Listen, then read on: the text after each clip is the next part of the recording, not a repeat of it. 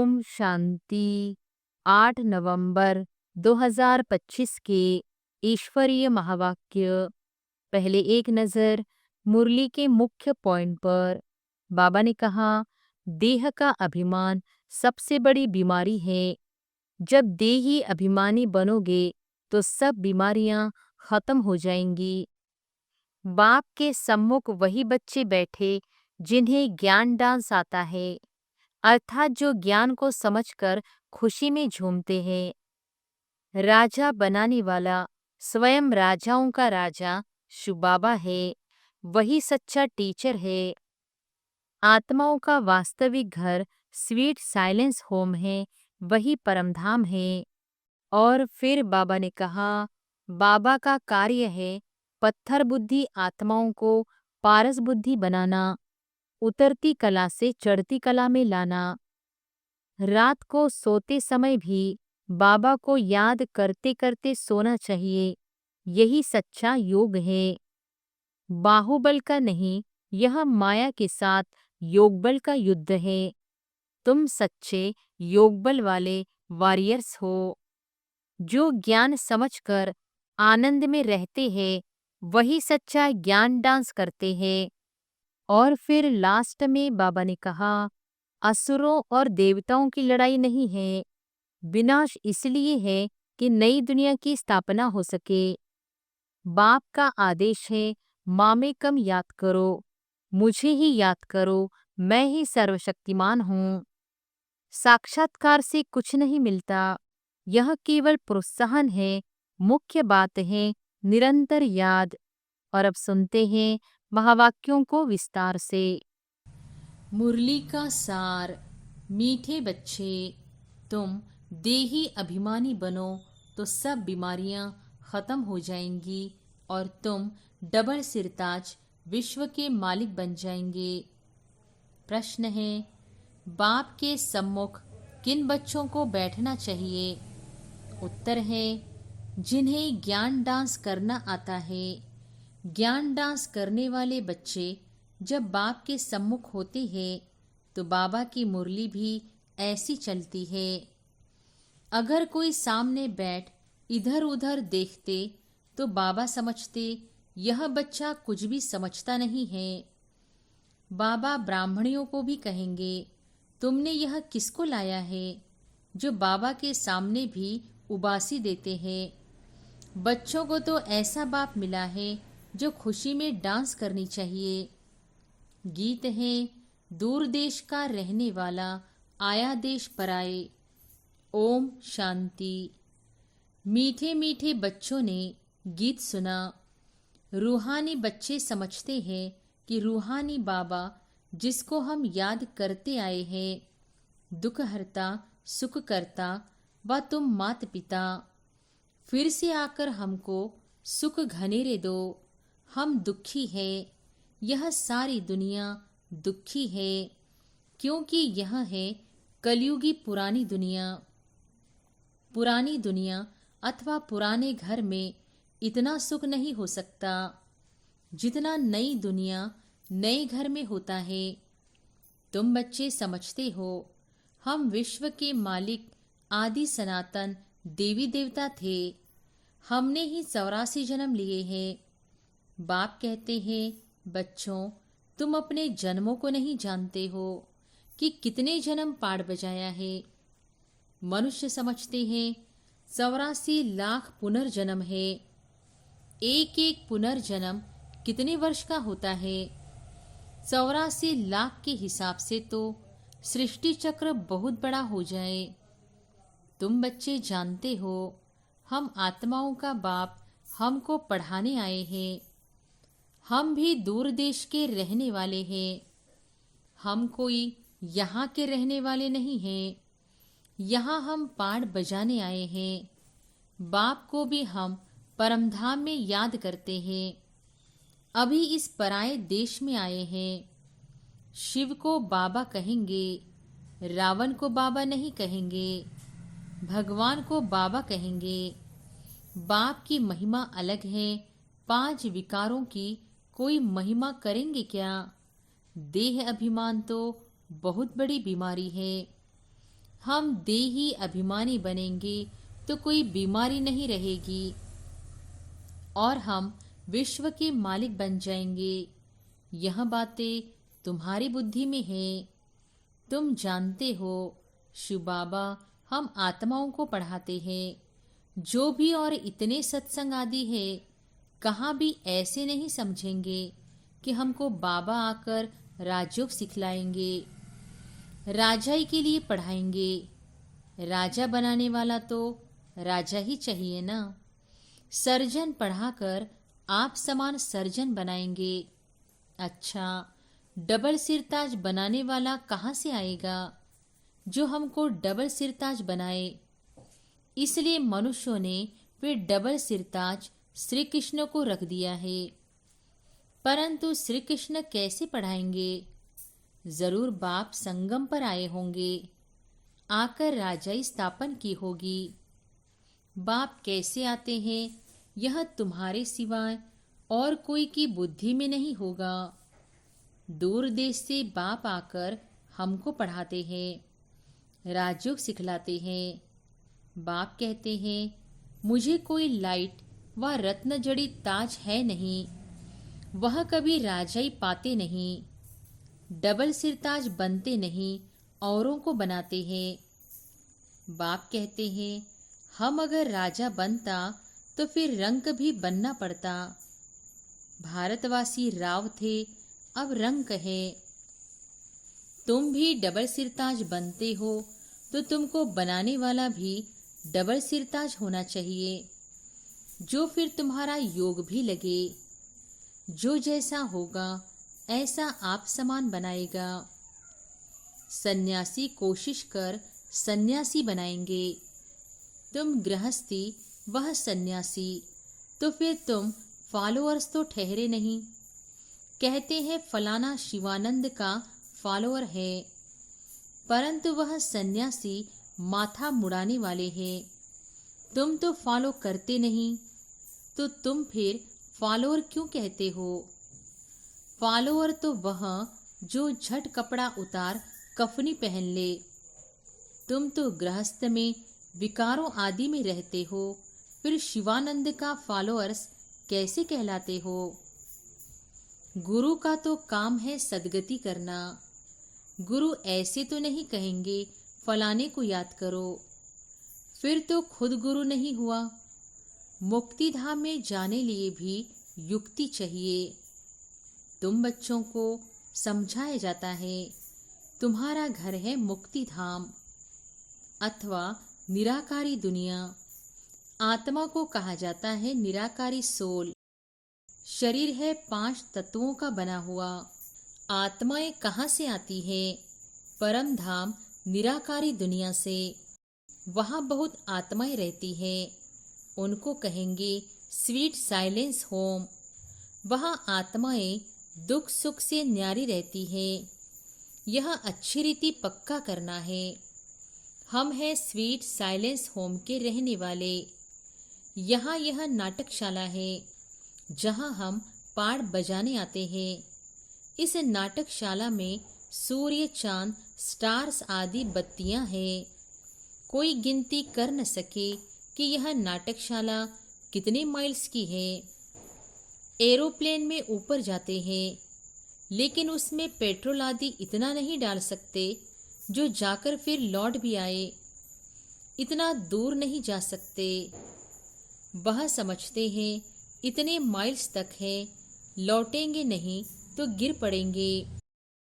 समुद्र का व आकाश तत्व का अंत पा नहीं सकते। अभी बाप तुमको अपना अंत देते हैं।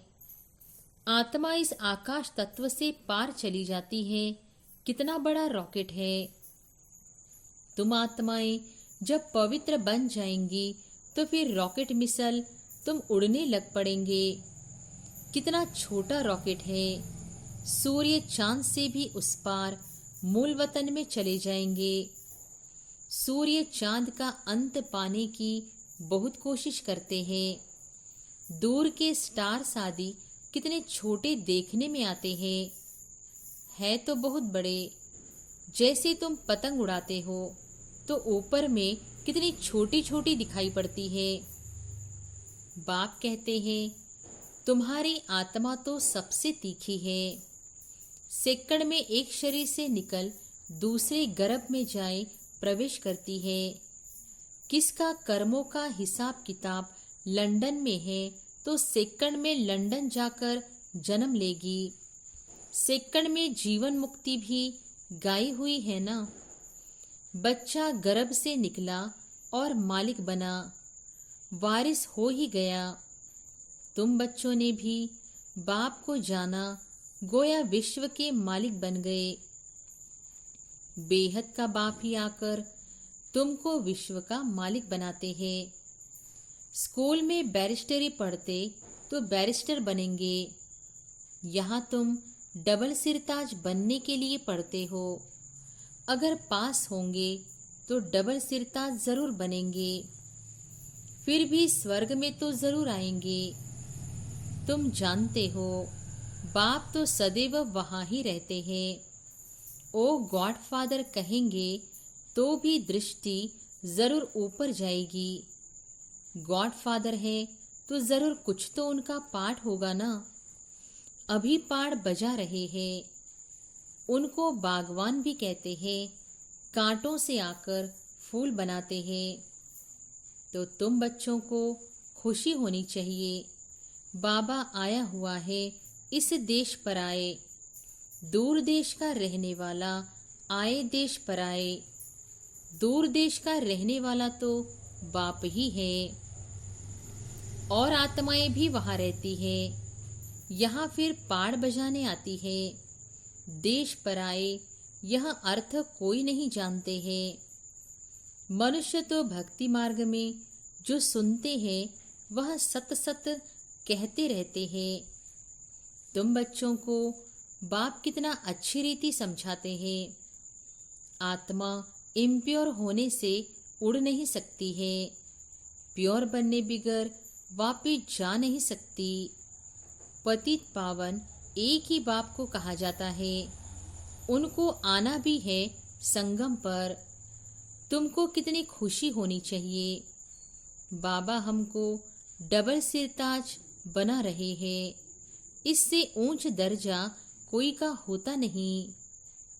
बाप कहते हैं मैं डबल सिरताज बनता नहीं हूँ। मैं आता ही हूँ एक बार पराए देश पराए शरीर में। यह दादा भी कहते हैं मैं शिव थोड़ी ही हूँ। मुझे तो लखीराज कहते थे। फिर सरेंडर हुआ तो बाबा ने ब्रह्मा नाम रखा। इसमें प्रवेश कर इनको कहा कि तुम अपने जन्मों को नहीं जानते हो। 84 जन्मों का भी हिसाब होना चाहिए ना। वो लोग तो 84 लाख कह देते हैं जो बिल्कुल ही इम्पॉसिबल है। 84 लाख जन्मों का राज समझाने में ही सैकड़ों वर्ष लग जाए। याद भी पढ़ न सके। 84 लाख योनियों में तो पशु पक्षी आदि सब आ जाते हैं। मनुष्य का ही जन्म दुर्लभ गाया जाता है। जानवर थोड़ी ही नॉलेज समझ सकेंगे।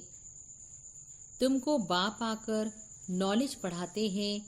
खुद कहते हैं मैं आता हूँ रावण राज्य में। माया ने तुमको कितना पत्थर बुद्धि बना दिया है। अब फिर बाप तुमको पारस बुद्धि बनाते हैं।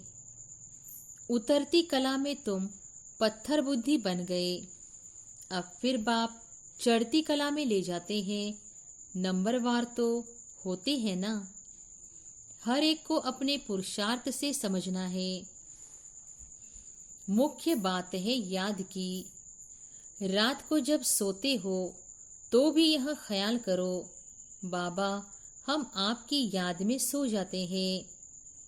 गोया हम इस शरीर को छोड़ देते हैं, आपके पास आ जाते हैं। ऐसे बाबा को याद करते करते सो जाओ तो फिर देखो कितना मज़ा आता है। हो सकता है साक्षात्कार भी हो जाए, परंतु इस साक्षात्कार आदि में खुश नहीं होना है। बाबा हम तो आपको ही याद करते हैं। आपके पास आने चाहते हैं। बाप को तुम याद करते करते बड़े आराम से चले जाएंगे। हो सकता है सूक्ष्म वतन में भी चले जाओ, मूल वतन में तो जा नहीं सकेंगे। अभी वापस जाने का समय कहाँ आया है। हाँ, साक्षात्कार हुआ बिंदी का, फिर छोटी छोटी आत्माओं का झाड़ दिखाई पड़ेगा।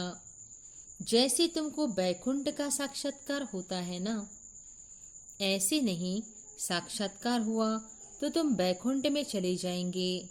नहीं, उसके लिए तो फिर मेहनत करनी पड़े। तुमको समझाया जाता है तुम पहले पहले जाएंगे स्वीट होम।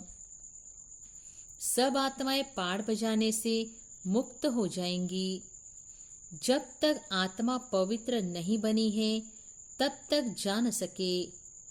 बाकी साक्षात्कार से मिलता कुछ भी नहीं है। मीरा को साक्षात्कार हुआ, बैकुंठ में चली थोड़ी गई। बैकुंठ तो सतयुग में ही होता है। अभी तुम तैयारी कर रहे हो बैकुंठ का मालिक बनने के लिए। बाबा ध्यान आदि में इतना जाने नहीं देते हैं, क्योंकि तुमको तो पढ़ना है ना।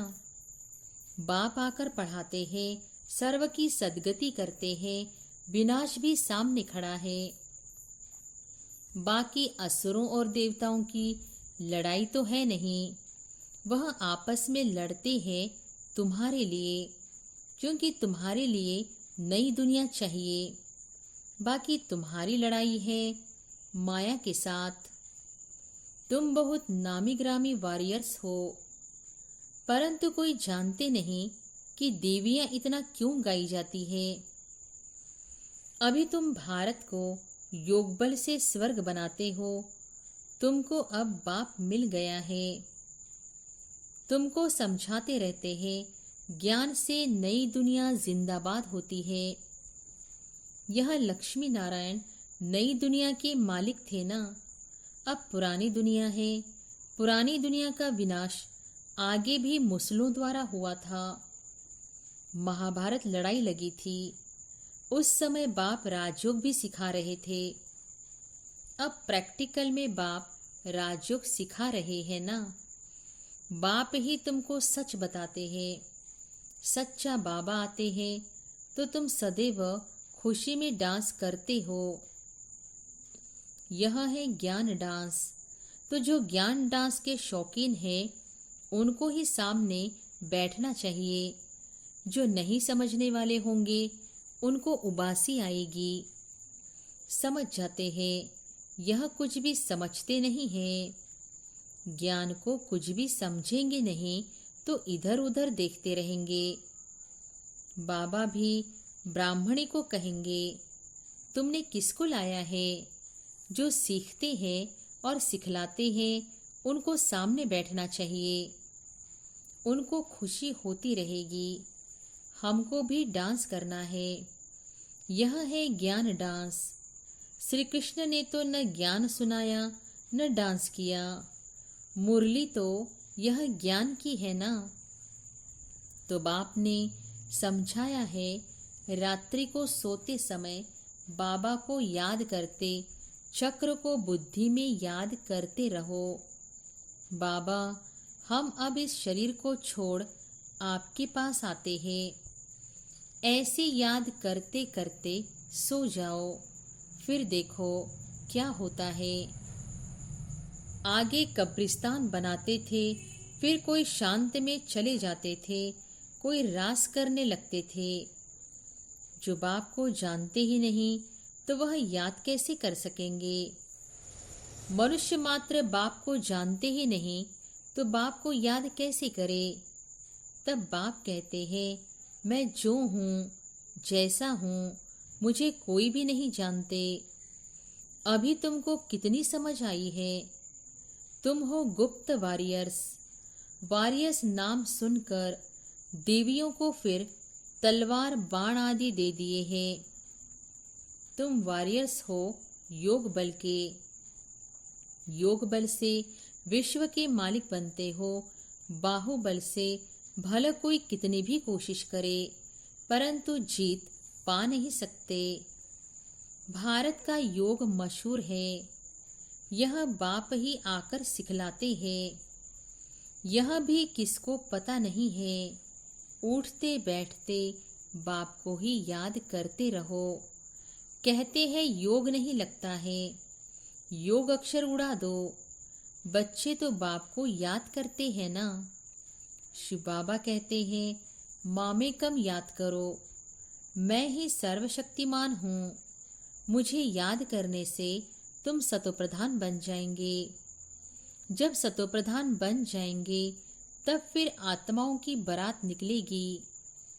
जैसे मक्खियों की बारात होती है ना, यह है शिव बाबा की बारात। शिव बाबा के पिछाड़ी सब आत्माएं मच्छरों सदृश भागेंगी, बाकी शरीर सब खत्म हो जाएंगे। अच्छा, मीठे मीठे सिकिलधे बच्चों प्रति माता पिता बाप दादा का याद प्यार और गुड मॉर्निंग। रूहानी बाप की रूहानी बच्चों को नमस्ते। धारणा के लिए मुख्य सार। पहली पॉइंट, रात को सोने से पहले बाबा से मीठी मीठी बातें करनी है। बाबा, हम इस शरीर को छोड़ आपके पास आते हैं, ऐसे याद करके सोना है। याद ही मुख्य है, याद से ही पारस बुद्धि बनेंगे। दूसरी पॉइंट, 5 विकारों की बीमारी से बचने के लिए देही अभिमानी रहने का पुरुषार्थ करना है। अथाह खुशी में रहना है, ज्ञान डांस करना है, क्लास में सुस्ती नहीं फैलाना है। वरदान है, सेवा द्वारा अनेक आत्माओं की आशीर्वाद प्राप्त कर सदा आगे बढ़ने वाले महादानी भव। सेवा द्वारा अनेक आत्माओं की आशीर्वाद प्राप्त कर सदा आगे बढ़ने वाले महादानी भव। महादानी बनना अर्थात दूसरों की सेवा करना। दूसरों की सेवा करने से स्वयं की सेवा स्वतः हो जाती है। महादानी बनना अर्थात स्वयं को मालामाल करना। जितनी आत्माओं को सुख, शक्ति व ज्ञान का दान देंगे, उतनी आत्माओं की प्राप्ति की आवाज़ या शुक्रिया जो निकलता वह आपके लिए आशीर्वाद का रूप हो जाएगा। यह आशीर्वादें ही आगे बढ़ने का साधन है। जिन्हें आशीर्वादें मिलती हैं वह सदा खुश रहते हैं। तो रोज अमृत वेले महादानी बनने का प्रोग्राम बनाओ। कोई समय व दिन ऐसा न हो जिसमें दान न हो। स्लोगन है, अभी का प्रत्यक्ष फल आत्मा को उड़ती कला का बल देता है। अव्यक्त इशारे, अशरीरी व विदेही स्थिति का अभ्यास बढ़ाओ। बाप के समीप और समान बनने के लिए देह में रहते विदेही बनने का अभ्यास करो। जैसे कर्मातीत बनने का एग्जाम्पल साकार में ब्रह्मा बाप को देखा, ऐसे फॉलो फादर करो। जब तक यह देह है, कर्मेंद्रियों के साथ इस कर्म क्षेत्र पर पाड़ बजा रहे हो, तब तक कर्म करते कर्मेंद्रियों का आधार लो और न्यारे बन जाओ। यही अभ्यास विदेही बना देगा। अच्छा, ओम शांति।